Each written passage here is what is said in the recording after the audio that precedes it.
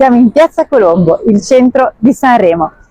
Oggi vi porto a scoprire un appartamento in una zona tranquillissima a soli 200 metri da qui. Venite con me.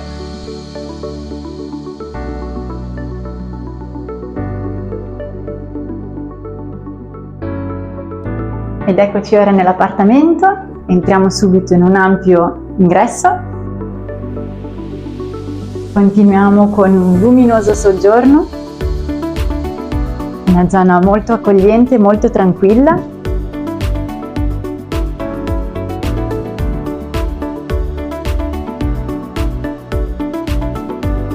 Abbiamo anche un terrazzino soleggiato.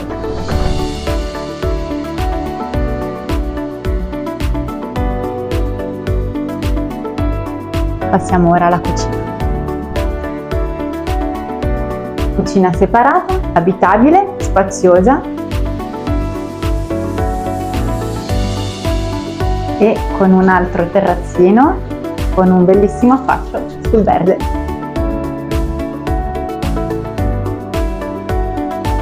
Andiamo a scoprire la zona notte. Partiamo dalla prima cameretta con un terrazzino. A seguire troviamo una seconda camera. Può essere benissimo anche una camera matrimoniale, gli spazi lo consentono, sempre con una finestra. L'ultima, la camera padronale, quindi la terza camera, molto spaziosa.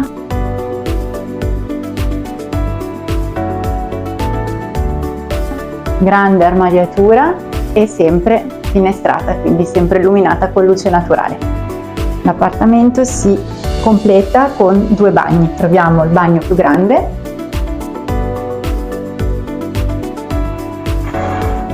e un bagno più piccolo.